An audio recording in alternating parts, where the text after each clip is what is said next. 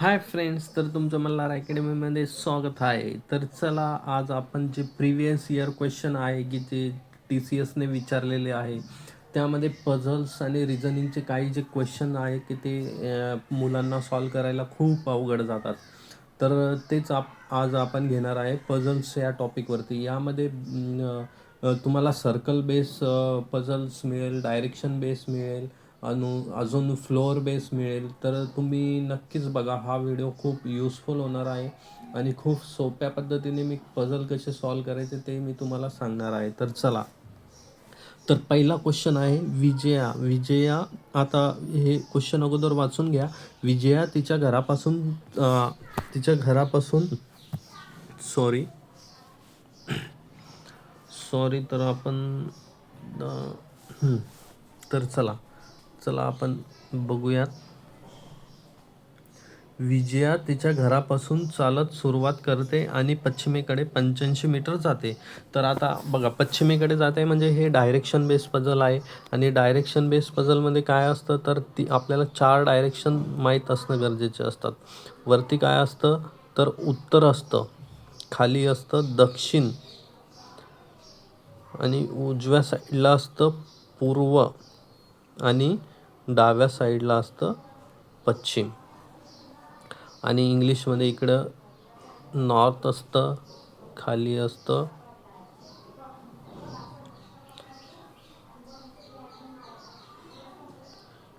इकडं पूर्वेला ईस्ट असतं, खाली असतं साऊथ, आणि इकडं असतं वेस्ट. NEWS असं तुम्ही लक्षात ठेवू शकता. North, east, south, waste.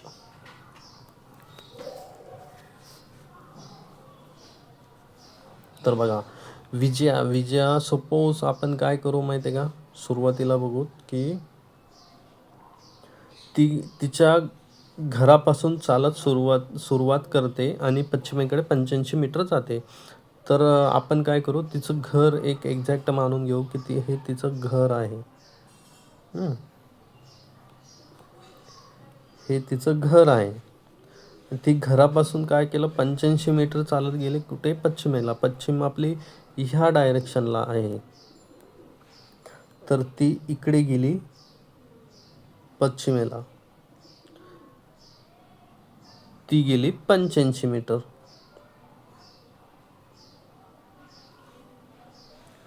मग ती डावीकडे वळते आणि 50 मीटर चालत जाते. आता ती डावीकडे वळाली म्हणजे ती किती खाली गेली. खाली किती गेली ती, तर खाली गेली 50 मीटर. ती आली ह्या पॉईंटला. घराकडून वळाली ती आली आता ह्या पॉईंटला येऊन ती किती 50 मीटर चालली. नंतर त्यानंतर ती उजवीकडे वळाली आणि 34 मीटर चालली. आता इकडून उजवीकडे वळाली म्हणल्यानंतर ती इकडेच जाणार आहे, तर ती किती 34 मीटर चालली. आणि नंतर ती उजवीकडे वळते आणि परत 50 मीटर चालते. उजवीकडे वळते म्हणजे ती वरच्या डायरेक्शनने गेली, 50 मीटर चालली. आता इथून जे हे अंतर 50 आहे म्हणल्यानंतर इथून आणि हे अंतर ही एका सरळ रेषेत येणार आहे. म्हणजे आपण असं कन्सिडर करू शकतो की ती ह्या जी घरापासून चालत आली त्या डायरेक्शनला ती आली. आता ती 50 मीटरपर्यंत आली. नंतर आता ती उजवीकडे वळते आणि 45 मीटर चालते. म्हणजे उजवीकडे वळते म्हणजे परत ती तिच्या घराच्या दिशेला वळते. तिच्या घराच्या दिशेला ती जाते आणि किती, आता आपण याला वेगळ्या कलरने डिनोट करू. ती इथून परत निघाली आता आणि ती गेली 45 मीटर. ती आता इथपर्यंत आली 45 मीटर. इथून इथपर्यंत ती आली 45 मीटर. आता हा जो तयार झाला, हा रेक्टँगल झाला, आयत झाला. कारण ही बाजू आणि ही बाजू किती झाली, 50 मीटर, 50 मीटर. आणि तुम्ही बघू शकता की ही बाजू आणि ही बाजू ही किती 34. तर इथून ते इथपर्यंत ही बाजू किती येईल, ही पण 34च येईल. आता ही 34 असल्यामुळे आपल्याला माहिती आहे इथून तर इथपर्यंत ही 45 आहे. तर 45 मधून इथून इथपर्यंत जर गेली ही बाजू किती 34 आपण काढून टाकली ही 34, तर ही एवढी बाजू किती येईल तर ही येईल 11, कारण ही टोटल किती होती, टोटल होती 45. तर आता बघू आपण 45 झाली. तर आता ही टोटल इथून आपल्याला माहीत होतं इथून कुठून कुठपर्यंत, इथून ते घरापर्यंतचं अंतर किती होतं 85 मीटर. आणि आता टोटल हे बघा इथून हे असं वरती जर एक्सटेंड केलं आपण तर ही टोटल आहे 85 आहे. आणि त्याच्यामधून जर ही आपण 11 सॉरी ही 11 जर आपण काढून टाकली, इथून इथपर्यंत 11 आहे ना, तर इथून 85 मधून जर आपण 11 काढले तर किती उरतात 74 उरतात. तर त्यांनी काय विचारलंय 45 मीटर, ती काय करते उजवीकडे वळाली आणि 45 मीटर चालून बँकेत पोहोचली. ती 45 मीटर म्हणजे इथून चालत गेली ती इथपर्यंत. इथं काय आहे तिची बँक. आता त्यांनी विचारलंय हे जे पॉईंट आहे ह्या पॉईंटपासून त्यांनी विचारलंय म्हणजे जो हा पॉईंट आहे हा पॉईंट ते हा पॉईंट म्हणजे तिच्या घरापर्यंतचं अंतर त्यांनी विचारलंय. तर ते किती आलं आपलं हे बघा, हा पॉईंट म्हणजेच 74 मीटर. आपलं आन्सर किती आलं 4. हे झालं आपलं फर्स्ट नंबरचा क्वेश्चन. जर मित्रांनो मी तुम्हाला सांगितलं आहे की याच्यावरती तुम्हाला एक्झाम ओरिएंटेडच क्वेश्चन मिळतील ह्या चॅनलवरती. आणि हे चॅनल मी तयारच त्याच्यासाठी केलं आहे. मी याच्या अगोदरच्या व्हिडिओमध्ये एक सपोर्ट करण्याचा व्हिडिओ घेतला होता की आपल्या चॅनलला सपोर्ट करा, आपण क्वालिटी कंटेंट देऊ आणि फ्री ऑफ कॉस्ट. म्हणजे कारण सगळे विद्यार्थी मित्र आपले जे ते पुढे गेले पाहिजे, त्यांना त्यांच्या घरासाठी सपोर्ट करण्यासाठी त्यांना पण नोकरी लागली पाहिजे, हा आपला चॅनलचा उद्देश आहे. तर बघा हा क्वेश्चन संपला. तर आपलं उत्तर किती आलं 74 मीटर. आणि डायरेक्शन विचारली त्यांनी कुठून, त्याच्या अंतर आणि कोणत्या दिशेला आहे, म्हणजे बँक कोणत्या दिशेला आहे. तर हे बघा त्याच्या घरापासून ती पश्चिम दिशेला आहे. तर आपलं उत्तर 74 पश्चिम हे आलं. आता 2 नंबरचा क्वेश्चन बघूयात आपण. 2 नंबरचा क्वेश्चन बघू. तर 2 नंबरचा क्वेश्चन काय म्हणतोय बघा, ABCDEFG 7 व्यक्ती उत्तरेकडे तोंड करून एका सरळ रेषेत बसलेले आहे. तर पझल बेस्ड क्वेश्चन आहे मित्रांनो बघा. आणि मुलांना खूप प्रॉब्लेम येतो पझलमध्ये. तर मी एकदम सरळ सोप्या साध्या शब्दामध्ये तुम्हाला सांगणार आहे. तर किती व्यक्ती आहे 7 व्यक्ती आहे. तर बघा 1 2 3 4 5 6 आणि 7 हे 7 व्यक्ती आहे. ते उत्तरेकडे सरळ रेषेत बसलेले आहे आणि त्यांचे तोंड कुठे आहे उत्तरेकडे. आपल्याला आता अगोदरच मी तुम्हाला सांगितलं वरती काय असतं उत्तर असतं आणि खाली दक्षिण असतं. तर त्यांचं तोंड वरती आहे म्हणजे त्यांचं तोंड कसं आहे वरती, उत्तरेकडे तोंड करून ते उभे आहेत. सी आणि ई यांच्या दरम्यान फक्त 2 व्यक्ती आहे. सी आणि ई आहे, त्यांच्यामध्ये किती व्यक्ती बसलेले आहे 2 व्यक्ती बसलेले आहे. जी हा एका टोकाला बसलेला आहे. जी आता एका टोकाला बसलेला आहे. तर आपण काय करू माहिती आहे का, बी हा आता बघू पुढे काय दिलंय बघू. बी हा डीच्या डावीकडे दुसरा आहे. बी हा डीच्या डावीकडे, डीच्या डावीकडे म्हणजे हे बघा इकडच्या बाजूने येईल. बी हा डीच्या डावीकडे दुसरा आहे म्हणजे काय, त्यांच्या दोघांच्या मध्ये एक व्यक्ती असेल. एफ हा एच्या डावीकडे दुसरा आहे. एफ किती आहे, एफ हा एच्या एफ हा एच्या डावीकडे आहे, म्हणजे त्यांच्या दोघांमध्ये पण काय आहे, एक व्यक्ती बसलेला आहे.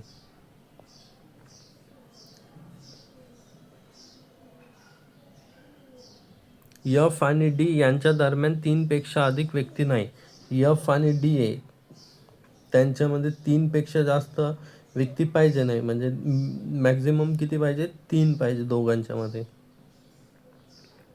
जी हा डीच्या लगत उजवीकडे आहे. जी हा डीच्या लगत उजवीकडे म्हणजे ह्या बाजूला तो बसला आहे. आणि आपल्याला दिलंय की जो जी हा एका टोकाला बसलेला आहे. जी हा डीच्या लगत उजवीकडे आहे. लगत उजवीकडे आहे म्हणल्यानंतर काय, डी हा जीच्या लगत उजवीकडे आहे. तर आपला डी इथे येईल आणि जी इथे येईल, कारण त्यांनी दिलंय ना जी हा एका टोकाला बसलेला आहे.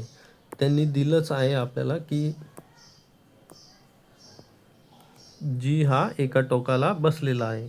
आणि इथं काय दिलंय, जी हा डीच्या लगत उजवीकडे आहे. एफ हा ईच्या लगत शेजारी बसलेला नाही, म्हणजे ईच्या शेजारी एफ येणार नाही, हे लक्षात ठेवा तुम्ही.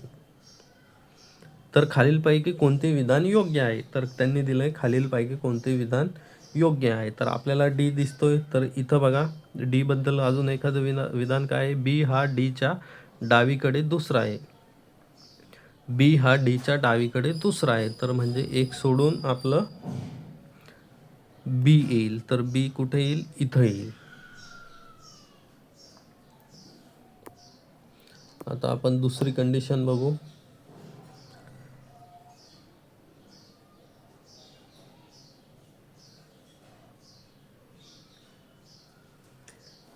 त्यांनी काय दिलंय, एफ आणि डी यांच्या दरम्यान 3 पेक्षा अधिक व्यक्ती असणार नाही.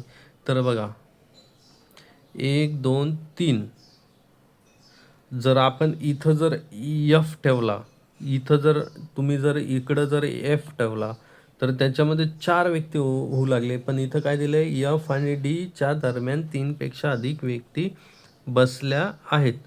म्हणजे जर आपण जर आपण जर एफ इथं ठेवला असता, कुठं इथं जर आपण एफ ठेवला असता, तर आपलं काय झालं, तर एफ आणि डी यांच्या दरम्यान 3 पेक्षा अधिक व्यक्ती बसल्या आहेत. 3 पेक्षा अधिक म्हणजे इथं किती, 3 व्यक्ती झाले असते. म्हणजे आपण एफ इथं घेऊ शकतो का, तर नाही घेऊ शकत, म्हणून हे कॅन्सल करायचं. तर आपला एफ कुठे येईल, इथं, किंवा मग ह्या बाजूला इथं येऊ शकतो. आणि त्यांनी इथं पण दिलंय. आता दुसरी एक कंडिशन एफ साठी होती, एफ हा एच्या डावीकडे दुसरा आहे. एफ हा एच्या डावीकडे दुसरा आहे. एच्या डावीकडे म्हणजे ह्या साईडला तो बसला आहे ना एफ, म्हणजे जर त्यांच्यामध्ये जर एक व्यक्ती असेल तर आपला इथंही ए येऊ शकतो का, कारण तिथं ऑलरेडी बी बसलेला आहे, म्हणजे आपला एफ इथं येणार नाही. तर म्हणून त्याला पण कॅन्सल करायचं. आपण इरेझर घेऊ आता, म्हणजे आपला एफ कुठे येईल,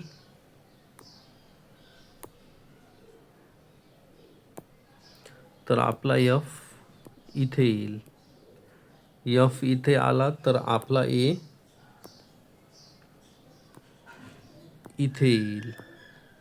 ए इथं आला. सी आणि ईच्या मध्ये त्यांनी सांगितलंय किती व्यक्ती आहे, तर इथं बघा सी आणि ई यांच्या दरम्यान फक्त 2 व्यक्ती बसल्या आहेत. एफ हा ईच्या लगत शेजारी बसलेला नाही, तर एफच्या शेजारी ई येईल का, इथं 2च जागा खाली, म्हणजे आपला ई इथं येईल आणि सी आपला इथं येईल.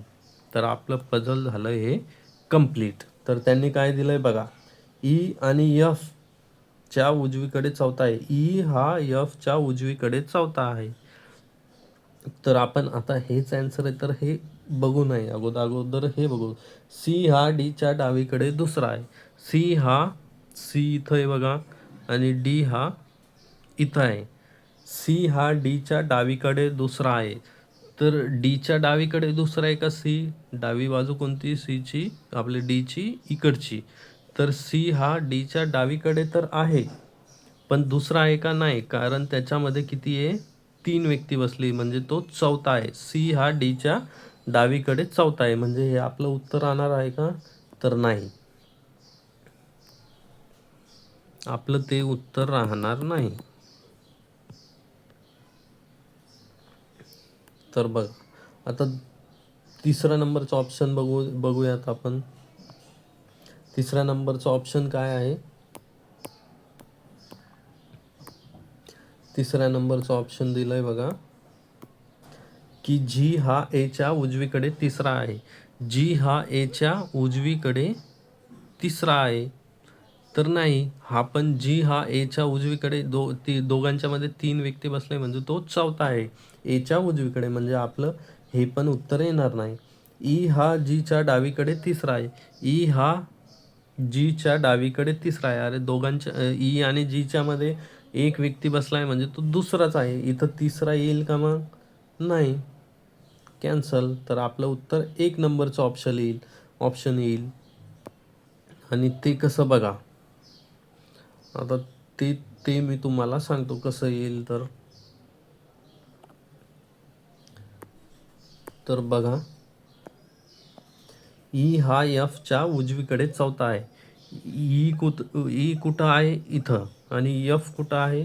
तर इथं. मग ई हा एफच्या उजवीकडे चौथा आहे. तर दोघांच्या मध्ये किती व्यक्ती बसले? 1 2 आणि बी 3 बसले, म्हणजे एफच्या तो उजवीकडे कितवा आहे? चौथा. 3 व्यक्ती बसले आहे ना, 4th नंबरला येईल. तर तो कोणत्या डायरेक्शनला? राईट डायरेक्शनला. म्हणून आपलं ऑप्शन नंबर 1 हे बरोबर आहे. हा झाला आपला दुसरा प्रश्न. आता आपण तिसरा प्रश्न बघूयात. सॉरी, दुसरा झाला.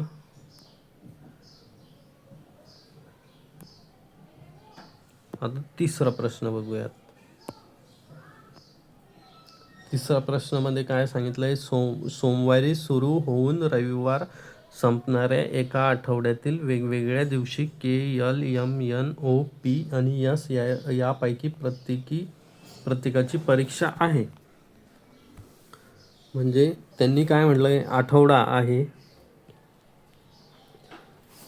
सोमवारला सुरू होते आणि रविवारी संपते. एका आठवड्यातील वेगवेगळ्या दिवशी 1 2 3 4 5 6 आणि 7 व्यक्ती आहेत. 7 व्यक्ती आहे आणि त्याची एक्झाम आहे. तर बघा, आपला सपोज सोमवारी सुरू होते, तर मग काय करू आपण? इथं लिहू,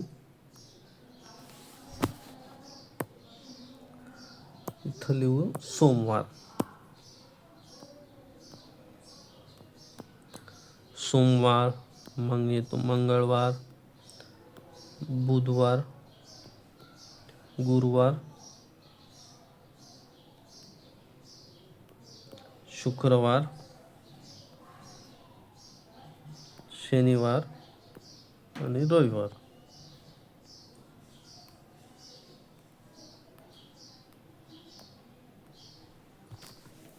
तर हे झालं आपलं मांडणी. तर त्याच्यामध्ये काय दिलंय त्यांनी? वेगवेगळी यलची परीक्षा बुधवारी आहे. तर बुधवारी कोणाची परीक्षा आहे? तर यलची. तर आपला यल कुठे येईल? बुधवारच्या ठिकाणी आपला यल येईल. यसच्या आधी 3 पेक्षा जास्त जणांच्या परीक्षा आहेत. यसच्या आधी 3 पेक्षा जास्त, म्हणजे सोमवारी सुरू झाले म्हणल्यानंतर 3 पेक्षा जास्त, म्हणजे यस गुरुवारी येऊ शकतो. 3 पेक्षा जास्त जणांची परीक्षा आहे, म्हणजे यस शुक्रवारी येऊ शकतो, शनिवारी येऊ शकतो आणि रविवारी येऊ शकतो. यस इथं पण येऊ शकतो, इथं येऊ शकतो आणि इथंही येऊ शकतो. यन नंतर लगतच्या पुढच्या दिवशी यमची परीक्षा आहे. म्हणजे यनची परीक्षा झाली की लगेच कोणाची परीक्षा राहील? यमची परीक्षा राहील. के आणि यन यांच्या परीक्षेच्या दिवसांदरम्यान फक्त एक व्यक्तीची परीक्षा आहे. के आहे आणि यन आहे. त्यांच्यामध्ये एका व्यक्तीची परीक्षा आहे. पी ची परीक्षा ओच्या परीक्षेच्या लगत आधीच्या दिवशी आहे. म्हणजे पी ची परीक्षा आहे समजा ओच्या लगतच्या आधीच्या दिवशी आहे. म्हणजे ओची परीक्षा जर सपोज रविवारी असेल तर पीची कधी असेल, शनिवारी असेल. यम नंतर कोणाचीही परीक्षा नाही. यम नंतर कोणाची परीक्षा नाही म्हणजे यमची रविवारी, आता आठवडा संपल्यानंतर यम तर इथंच येईल ना, तर आपला झाला यम इथं. मग यम इथं झाला तर आपल्याला दिलंय काय दिलं आहे, यन नंतर लगत पुढच्या दिवशी यमची परीक्षा आहे, तर म्हणजे यनची परीक्षा शनिवारी झाली असेल. आणि आपल्याला ते पण दिलंय के आणि यन नंतर यन यांच्या परीक्षांच्या दिवसांदरम्यान फक्त एकच व्यक्तीची परीक्षा आहे. तर म्हणजे यन इथं जर असेल तर आपण खाली तर नाही जाऊ शकत, कारण आठवडा तर रविवारी संपला. म्हणजे आपली के कुठं येणार आहे, गुरुवारच्या दिवशी के येणार आहे. आणि एक कंडिशन सगळ्यात अगोदरचीच त्यांनी दिली होती, यशच्या आधी 3 पेक्षा जास्त जणांची परीक्षा आहे. तर म्हणजे 1 2 3 4 म्हणजे यश आपला इथे आला, संपला विषय. यम नंतर कोणाची परीक्षा नंतर आता बघा, पी नंतर ओ ची परीक्षा आहे, तर आपली 2च जागा सोमवार आणि मंगळवार राहिलं, म्हणजे पी आणि ओ इथं येईल. तर हे झालं आपलं पझल सॉल्व. तर पझलमध्ये कसं एकदम सोपं झालं. तर खालीलपैकी कोणत्या दिवशी ओची परीक्षा आहे. आता आपल्याला ओची परीक्षा कधी दिसते, इथं मंगळवारी दिसते. तर आपलं उत्तर काय आलं, 4 नंबरचं ऑप्शन मंगळवार. मित्रांनो, तर बघा, चॅनलला एकदम सपोर्ट करा. हे जे क्वेश्चन आहेत हे रिअल क्वेश्चन आहे, एक्झाममध्ये आलेले क्वेश्चन आहे. ज्या मुलांनी एक्झाम दिलेली असेल त्यांना कळालं असेल की अशाच प्रकारचे नाही, हा मी एक्झाममधलाच क्वेश्चन, म्हणजे जे मुलांचे ॲन्सर की असतात त्याच्यामधलाच क्वेश्चन कॉपी पेस्ट केलेला आहे. तर एक्झाममध्ये हेच क्वेश्चन येतात, त्याच्यामुळे तुमची प्रॅक्टिस खूप होणार आहे ह्या चॅनलवरती. तर तुम्ही नक्कीच माझ्या चॅनलला सबस्क्राईब करा, सपोर्ट करा. त्यामुळे काय होईल, तर आपण क्वालिटी क्वेश्चन घेऊन येऊ आणि प्रत्येक वेळेस वेगवेगळ्या प्रकारचे क्वेश्चन मी तुम्हाला सांगत जाईल. तर आता आपण 4 नंबरचा क्वेश्चन बघूयात. आणि ह्या चॅनलवरती तुम्हाला बकवास दिसणार नाही की हे मुलं हे हे करताय ते करताय, म्हणजे कोणत्याही प्रकारचा बकवास दिसणार नाही की की त्याच्यामध्ये फक्त कॉमेडी असेल, हे असेल. कारण हे चॅनल आपला उद्देशच तो होता की मुलांना एक्झाम ओरिएंटेड असणाराच अभ्यासक्रम ह्या चॅनलवरती शिकवल्या जाईल. त्याच्या व्यतिरिक्त बकवास असणार नाही की हे त्याच्यामध्ये हसणं वगैरे काय, ते मला एकदम अजिबात आवडत नाही. कारण त्याच्यामध्ये मुलांचा टाईमपास होतो आणि मुलांना पण तेच आवडतं बरं का. मुलांना म्हणजे परीक्षाशी काही घेणं देणं नसतं. बापाचे पैसे वेस्ट करायचे, इथं मोठ्या मोठ्या शहरांमध्ये जायचं, पुणे संभाजीनगर सारख्या ठिकाणी जायचं, तिथं तयारी करायची एकदम, तिथं रूम घ्यायची, मेस लावायची, चांगले कपडे शूज घालायचे आणि टाईमपास करायचा. मुळात ते कधीच अभ्यास करत नाही. मित्रांनो, तुम्हाला सांगतो, जर 1,00,000 फॉर्म असतील तर त्याच्यापैकी फक्त आणि फक्त 3,000 ते 4,000 मुलं जे असतात तेच फक्त एक्झामचं प्रिपरेशन करत असतात. बाकीचे सगळे टाईमपाससाठी फॉर्म भरतात. ते परीक्षात कधीच पास होत नाही. कारण तुम्ही बघू शकता की जागाच किती निघता हो. जागा 100-150 असतात, कधी 50 जागा असतात, कधी 100 जागा असतात, कधी 300 जरी जागा असले तर त्याच्यासाठी येतात 1-1, 2-2 लाख फॉर्म येतात. त्याच्यापैकी 300 सिलेक्ट होतं ना, सगळे सिलेक्ट होता का, नाही. तर जे सिरियस अभ्यास करतात तेच मुलं फक्त सिलेक्ट होतात. आणि मी तुम्हाला ह्या चॅनलवरती फक्त सिलेक्शनसाठीच मदत करणार आहे. कारण मी ह्या चॅनलवरती सिलेक्शन तुमचं झालंच पाहिजे अशा पद्धतीचे मी क्वेश्चन घेणार आहे की जे एक्झाममध्येच विचारले जातात. आणि त्याच प्रकारचे प्रश्न विचारले जाऊ शकतात. माझ्या ह्या सिरीजमुळं तुम्हाला मी जे शिकवतोय त्याच्यामुळं तुम्हाला एवढा फायदा होणार आहे की एक्झाममध्ये जसेच्या तसे कॉपी पेस्ट प्रश्न येत असतात. फक्त त्याच्यामध्ये कंटेंट म्हणजे त्याच्यामधले तुम्हाला व्हॅल्यू चेंज दिसतील, पण कंटेंट बिलकुल तेच राहणार आहे. तर पजल काय विचारू शकतात, तर आपण घेतलं कोणतं एक डायरेक्शन बेस्ड पझल पण घेतलं, एक फ्लोअर बेस्ड म्हणजे फ्लोअर बेस्ड म्हणल्यापेक्षा एक सोमवार मंगळवार बुधवार ते जे फ्लोअर बेस्डच झालं ते एक पझल घेतलं. आणि एक लाईन बेस्ड पझल घेतलं की त्याच्यामध्ये एक लाईनमध्ये उत्तरेकडे तोंड करून किंवा दक्षिणेकडे तोंड करून व्यक्ती बसलेले असतात की तो त्याच्या डावीकडे उजवीकडे आहे. सेम त्याच प्रकारचे क्वेश्चन एक्झाममध्ये येत असतात, तर तेच मी घेतोय. तर आता आपण बघू 4 नंबरचा क्वेश्चन. तर त्यामुळे म्हणतोय मी मित्रांनो की आपल्या चॅनलला सपोर्ट करा. जेवढा तुम्ही सपोर्ट कराल तेवढा आपलं चॅनल ग्रो होईल, आणि ग्रो झालं तर आपण तुमच्यासाठी एक चांगल्या प्रकारे एक सेटअप घेऊन मी तुम्हाला बेस्ट कंटेंट देण्याचा प्रयत्न करेल, तो पण एकदम फ्री ऑफ कॉस्टमध्ये. तर मित्रांनो सपोर्ट करा तुम्ही फक्त. तर चला तर 4 नंबरचा क्वेश्चन आपण बघू.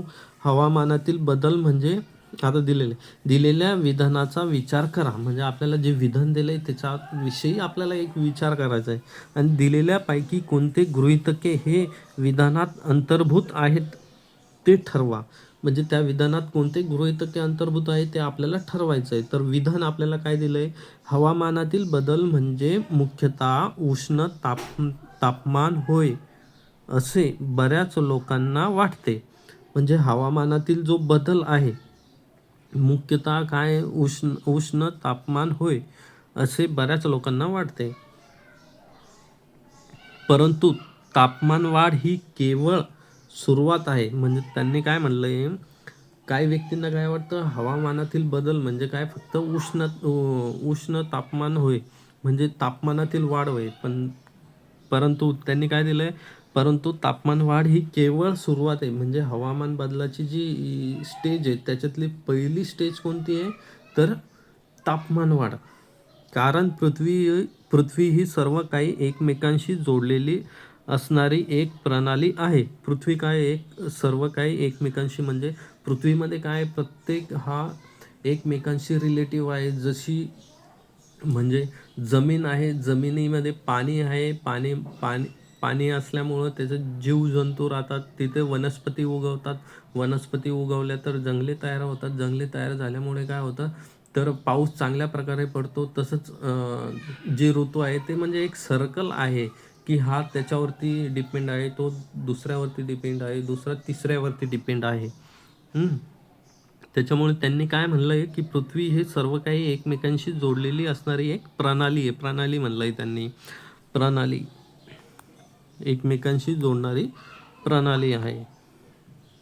हवामान बदलाच्या परिणामांमध्ये दुष्काळ, हवामान बदलाचा परिणाम झाला त्याच्यामध्ये काय, दुष्काळ, पाण्याची कमतरता, समुद्राची वाढती पातळी इत्यादींचा समावेश आहे. म्हणजे जो हवामान बदल आपण म्हणतो, जी टर्म आहे हवामान बदल किंवा ग्लोबल वॉर्मिंग म्हणू शकतो आपण त्याला, की त्याच्यामधलं काय, त्याचे परिणाम काय, दुष्काळ पडतो, पाण्याची कमतरता भासते, समुद्राच्या पाण्याची पातळी वाढते. आता तुम्ही म्हणाल की पाण्याची कमतरता बी भासते, समुद्राची पातळी पण वाढते, तर याचा एक रिलेशन आहे की पृथ्वीच्या साऊथ पोल आणि नॉर्थ पोलवरती हा पाणी हे भरपूर सारं बर्फाच्या स्वरूपात साठलेलं आहे. जर तापमान वाढ झाली, हवामान बदल झाला, तर काय होतं, तिथले जे ग्लॅसियर आहे, ग्लॅसियर म्हणजे काय, हिमखंड, जे हिमखंड आहे ते वितळतात. ते वितळले की म्हणजे ते वितळून कुठे जाणार आहे, तर ते पाणी समुद्रातच जाणार आहे. मग ते समुद्रात पाणी गेल्यामुळं काय होतं, तर समुद्राची पातळी वाढते.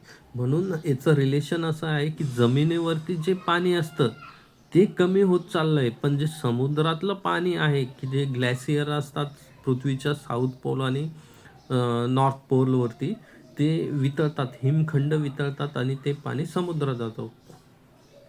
त्याच्यामुळे समुद्राची पातळी वाढते. तर आता गृहीतके काय म्हणलं त्यांनी, पृथ्वीवर एका क्षेत्रात झालेले हवामानातील बदल हे इतर क्षेत्रात बदलांकडून प्रभाव टाकू शकतात.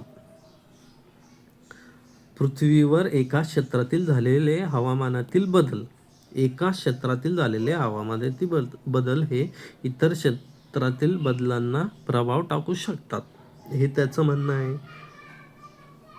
आता दुसरं बघा, वातावरणातील बदलामुळे उद्भवणारे अत्यंत उष्ण तापमान ही पृथ्वीवरील प्रणाली टिकून ठेवण्यासाठी एक इष्ट बाब आहे. हे त्यांना म्हणलंय, पृथ्वीतील प्रणाली राखली जाण्याची केवळ पृथ्वीवरील प्रणाली राखली जाण्याची केवळ हवामानातील बदल कारणीभूत आहे. आता बघा याच्यामध्ये काय म्हणलंय, पृथ्वी ही सर्व काही एकमेकांशी जोडलेली असणारी एक प्रणाली आहे. पृथ्वीमध्ये एक घटक जर दुसऱ्यावरती डिपेंड आहे, दुसरा तिसऱ्यावरती डिपेंड आहे, तर यांनी प्रथम याच्यात काय म्हणलंय, पृथ्वीवर एका क्षेत्रात झालेला हवामानातील बदल, म्हणजे पृथ्वीच्या एका क्षेत्रामध्ये झालेला हवामानातील बदल, म्हणजे एका ठिकाणी खूप दुष्काळ पडला किंवा एका ठिकाणी खूप पूर आला, तर काय होईल, दुसऱ्या ठिकाणी ॲटोमॅटिकली काय होईल, त्याचा परिणाम होईल. तर आपलं गृहीतक एक हे काय आहे, अंतर्भूत आहे. आता दुसरं बघा, वातावरणातील बदलामुळे उद्भवणारे अत्यंत उष्ण तापमान ही पृथ्वीवरील प्रणाली टिकून ठेवण्यासाठी एक इष्ट बाब आहे. तर बघा,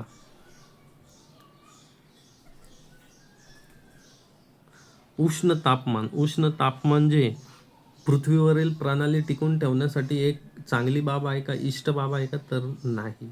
तर आपलं विधान 2 हे अंतर्भूत नाही. आता विधान 3 काय म्हणते, पृथ्वीवरील प्रणाली राखली जाण्याची केवळ हवामानातील बदल कारणीभूत आहे. आता पृथ्वीवरील प्रणाली राखून ठेवणं म्हणजे तुम्हाला ती एक सुरळीत चालणं, की पृथ्वीवरती सगळ्या जे हवामान ऋतू असतात की ते एकदम त्याच प्रमाणात, म्हणजे पावसाळ्यात पाऊसच पडला पाहिजे, उन्हाळ्यात ऊन लागला पाहिजे आणि हिवाळ्यात थंडीच वाजली पाहिजे. त्याच प्रकारे म्हणजे कसं असतं बघा, आता बऱ्याच ठिकाणी काय झालं, तर आता मला वाटतं दिवाळीपर्यंत खूप पाऊस चालू होता, बऱ्याच ठिकाणी पाऊस पडला. पावसाळ्यात पाऊस नाही पडला, पण त्यावेळेला खूप जास्त पाऊस पडला. तर मुख्यमंत्र्यांनी पण मुख्यमंत्री सहायता निधीमध्ये दुष्काळग्रस्त भागातील व्यक्तींसाठी एक मदत म्हणून त्यांनी एक जे असतं शासकीय कर्मचारी असतं त्यांच्या एक दिवसाचं पेमेंट कपात करण्यासाठी परिपत्रक काढलं होतं. सेम तसंच असतं, म्हणजे प्रत्येक गोष्ट ही डिपेंड असते. मग ती पृथ्वीची जी प्रणाली आहे ती चालू असते, म्हणजे जे सायकल असतं ते चालू असतं. राखली जाण्यासाठी केवळ हवामानातील बदल, म्हणजे हवामानातील बदल कारणीभूत आहे का, नाही. तर काय होतं माहिती आहे का, की माणसं काय करतात, की बरेचसे कारखाने हे ते, त्याच्यामुळे काय होतं, पृथ्वीवरती परिणाम होतो. हवामानातील बदल म्हणजे उष्णता वाढली म्हणजे पृथ्वीवर परिणाम होणार नाही, त्याच्यासाठी खूप म्हणजे वेगवेगळे फॅक्टर डिपेंड असतात. त्याच्यामुळं आपलं विधान 3 पण हे अंतर्भूत राहणार नाही. तर आपलं फक्त गृहीतक 1 हे अंतर्भूत आहे, म्हणजे ऑप्शन 2 हे आपलं बरोबर आहे. तर बघा आता क्वेश्चन नंबर 5 बघू आपण. सॉरी, इथं 5 आहे, इथं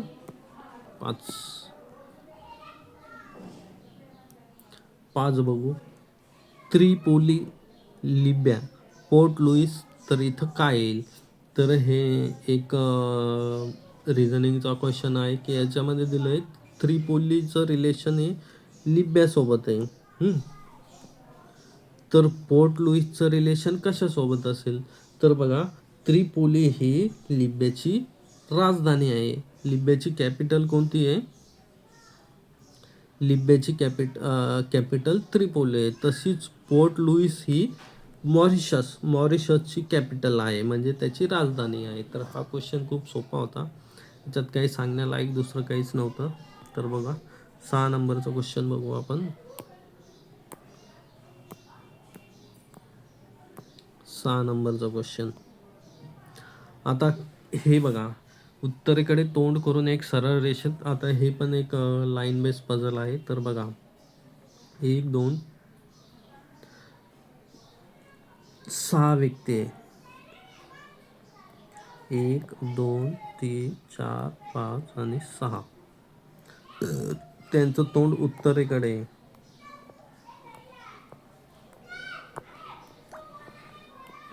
त्यांचं तोंड उत्तरेकडे आहे. तर हां, के हा यमच्या लगत डावीकडे बसला आहे. के हा यमच्या लगत डावीकडे बसला आहे. तर म्हणजे के हा यमच्या कोणत्या इकडच्या बाजूला बसलेला असेल. यल हा यनच्या डावीकडे दुसऱ्या स्थानावर आहे. यल हा यनच्या डावीकडे दुसऱ्या स्थानावर म्हणजे यल हा यनच्या इकडच्या स्थानावर बसलेला असेल आणि त्यांच्यामध्ये एक व्यक्ती असेल. यन हा पीच्या उजवीकडे तिसऱ्या स्थानावर आहे. पीच्या तो कितव्या तिसऱ्या स्थानावर आहे म्हणजे त्यांच्यामध्ये पी आणि यन मध्ये दोन असतील व्यक्ती. यम हा ओच्या उजवीकडे तिसऱ्या स्थानावर आहे. ओच्या उजवीकडे म्हणजे दोन आणि यम तिसऱ्या स्थानावर आहे म्हणजे दोघांच्या मध्ये दोन व्यक्ती असतील. तर यलच्या लगतच्या उजवीकडे कोण बसले आहे. तर त्यांनी विचारलंय यलच्या लगतच्या उजवीकडे कोण बसलं आहे म्हणजे यलच्या उजवीला कोण बसला आहे. तर बघा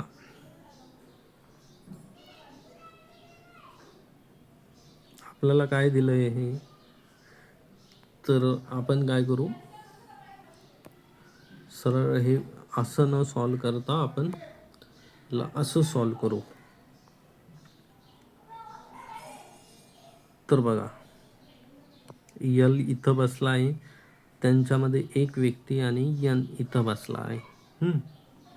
आणि त्यांनी काय म्हणलं आहे यन हा पीच्या उजवीकडे तिसऱ्या स्थानावर आहे म्हणजे 1 आणि 2 पी आपला इथं येणार आहे. किती व्यक्ती झाले 1 2 3 4 व्यक्ती झाले. आपल्याला 2 व्यक्ती अजून सेट करायचे आहे.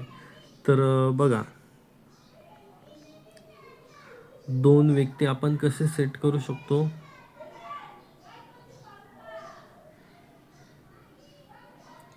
तर बघा 2 व्यक्ती आपण इकडून सेट करू.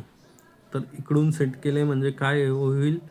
तर बघा यमच्या लगत डावीकडे कोण आहे तर के आहे. तर आता 2 व्यक्तींची जागा फक्त इथेच बाकी आहे म्हणून आपण के आणि यम इथे लिहू.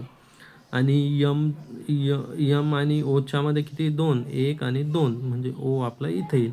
म्हणजे आपले कंप्लीट झाले किती 1 2 3 1 1 2 3 4 5 आणि 6 व्यक्ती कंप्लीट झाले आपले इथं. तर बघा यलच्या लगतच्या उजवीकडे कोण बसला आहे. यलच्या लगतच्या उजवीकडे कोण बसला आहे तर यलची उजवी बाजू कोणती येणार आहे. तर बघा यल इथं बसला आहे तर यलची उजवी बाजू इकडची येणार आहे. लगत कोण बसला आहे तर ओ. तर आपलं ऑप्शन काय येईल 2. हे आपलं करेक्ट आन्सर आहे. हे झाला आपला क्वेश्चन नंबर 6. क्वेश्चन नंबर 7 आता आपण बघूयात.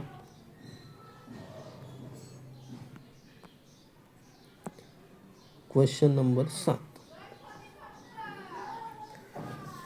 तर मित्रांनो बघा अशा प्रकारचे पझल्स येत असतात. तर आता आपण क्वेश्चन नंबर 7 बघू. PQRSTUV आणि W 8 मुली एका वर्तुळाकार टेबल भोवती केंद्राकडे तोंड करून बसल्या आहेत. तर किती आहे 2 आणि 2 4 आणि 2 6 आणि 2 8 8 मुली बसली आहे. हे एक वर्तुळ आहे म्हणजे एक इथं बसेल तर एक इथं बसेल, एक इथं बसेल तर एक इथं बसेल. किती झाले 4 5 6 7 आणि 8.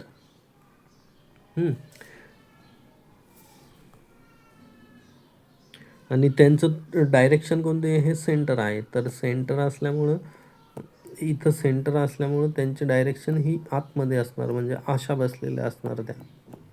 ओके तर हे झालं. परंतु 5 क्रमाने बसलेल्या असतील असे नाही म्हणजे त्या क्रमाने बसल्या का PQRST अशा तर नाही.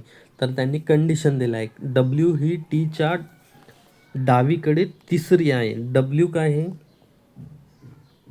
टीच्या डावीकडे तिसरी म्हणजे W जर येते असेल तिसरी म्हणजे टीच्या डावीकडे तिसरी म्हणजे तिच्या त्या दोघांमध्ये किती आहे तर 2 व्यक्ती आहे. यू आणि टी यांच्या दरम्यान फक्त आर बसलेला आहे. यू आणि टी यांच्यामध्ये काय बसला आहे? आर बसला आहे. क्यू ही टीच्या उजवीकडे चौथी आहे. क्यू काय आहे? टीच्या उजवीकडे चौथी आहे. म्हणजे त्यांच्यामध्ये काय तर 3 व्यक्ती असतील. ओके. तर आपण यांना सेट करून टाकू. सपोज आपण टी इथं घेतला, टीच्या टी जर इथं घेतला यू यू तर बघा ही कंडिशन बघू. क्यू ही टीच्या उजवीकडे चौथी आहे. क्यू ही टीच्या उजवीकडे, मग टीची उजवी बाजू ही चौथी आहे. म्हणजे क्यू आपला कुठं येईल तर क्यू आपला इथं येईल. चौथी आहे ना, म्हणजे 3 व्यक्ती त्यांच्यामध्ये बसतील. आणि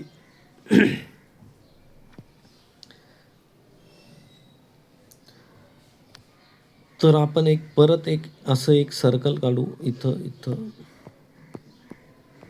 2 कंडिशन आपण एकदाच घेऊन चालू. ही टी आहे. सपोज यू आणि टी मध्ये आर आहे. तर इथं सपोज आपण आर घेतला तर टी इथं यू इथं येईल. आणि आर आपण जर इकडं घेतला तर यू इथं येईल. ही कंडिशन झाली आपली. ती कंडिशन झाली. आणि टी आणि क्यूची त्यांच्यामध्ये 3 बसले आहेत, ती पण कंडिशन झाली. तर आता आपण दुसरी कंडिशन बघू. यू आणि टीच्या डाव्या बाजूला डब्ल्यू बसला आहे. टी आणि दोघांमध्ये किती आहे? 2 व्यक्ती. 1 2 म्हणजे डब्ल्यू इथं येईल आपला. आता बघा इथं 2 सोडून डब्ल्यू येऊ शकतो का तर ह्या कंडिशनमध्ये नाही. तर म्हणजे आपला ती पण कंडिशन कॅन्सल करून टाकू आपण.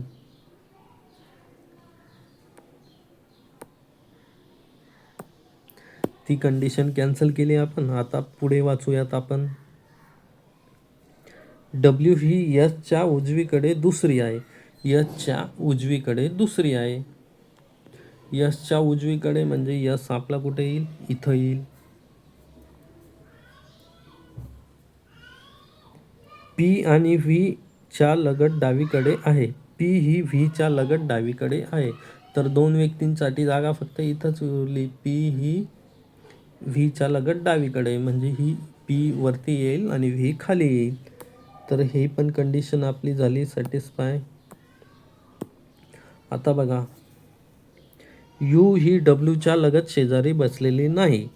यू ही डब्ल्यूच्या लगत शेजारी बसलेली नाही. तर नाही बसलेली तर नाही.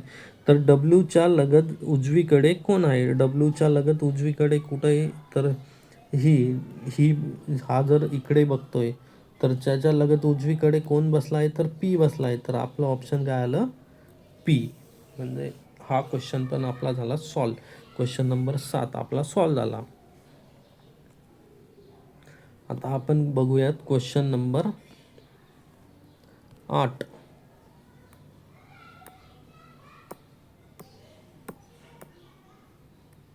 Question number 8.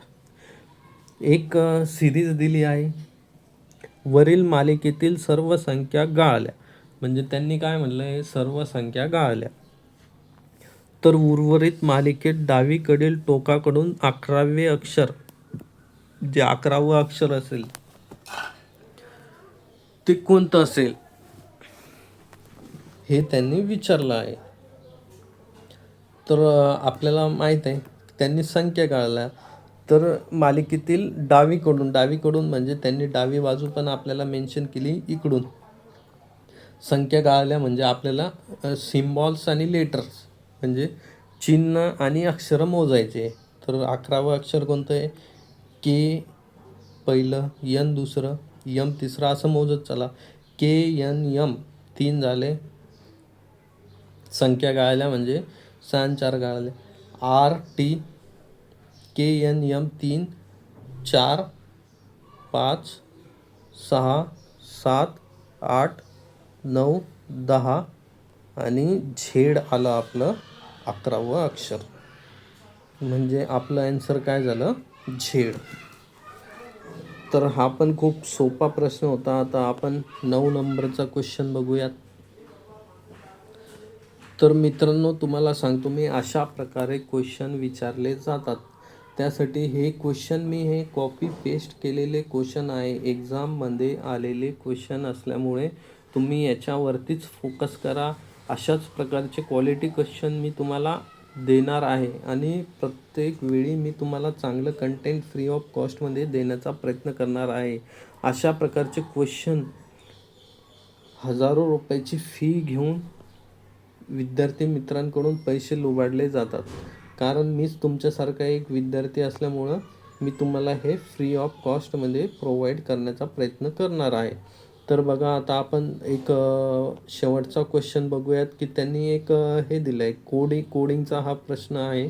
तर त्याच्यामध्ये काय आहे, MOSAIC हे जे अक्षर आहे ते कोड लँग्वेजमध्ये कसं लिखतात, 3911911513.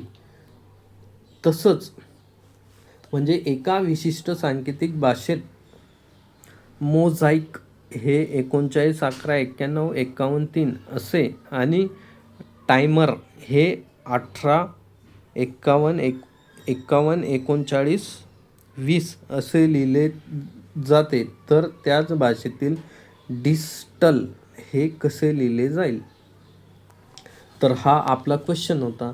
तर बघा विद्यार्थी मित्रांनो, तुम्हाला ABCD माहीत असणे गरजेचे आहे. त्यामुळे काय होईल, तुम्हाला कळेल ABCDEFGHIJKLM NOPQRSTUVWXYZ 1 2 3 4 5 6 7 8 9 10 11 12 आणि 13 14 15 16 17 18 19 20 21 22 23 24 25 आणि 26. मित्रांनो, अशा प्रकारे ABCD आपले 26 लेटर असतात. तर त्याची ABCD नुसार मी मांडणी केलेली आहे. तर पहिला क्वेश्चन काय,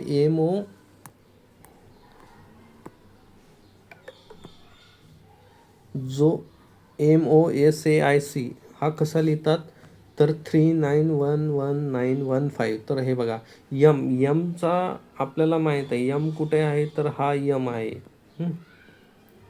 यम किती नंबरला आहे, 13 नंबरला. तर त्यांनी 13 नंबर बघा शेवटी लिहिला आहे. तसाच ओ किती नंबरला आहे आपला, 15 नंबरला. तर 13 नंतर त्यांनी 15 शेवटून 13च्या नंतर लिहिलं आहे. तसंच यस किती नंबरला आहे, 19 पण त्यांनी 15 नंतर लिहिलं आहे. ए किती नंबरला आहे, 1 नंबरला लिहिलं आहे. 1 नंबरला लिहिलं आहे. आणि आय लिहिलं आहे त्यांनी 9 नंबरला आणि C 3 नंबरला. म्हणजे त्यांनी उलटं लिहिलं आहे सरळ सोप्या भाषेमध्ये. तसंच याचं कसं येईल, टीच्या शेवटी टी किती नंबरला आहे आपला, टी बघा 20 नंबरला आहे. तर 20 कोड झाला. आय 20 नंतर 9 येईल, 9 नंतर M 13 येईल, 13 9 20 बघा. ई नंतर 5 येईल आणि 8 18 18 5 13 9 20 18 5 13 9 20 हा झाला आपला टायमरचा कोड. तसंच हा उलटा लिहा तुम्ही, सरळ सांगतो तुम्हाला उलटा आहे. डी साठी काय येईल आपला 4.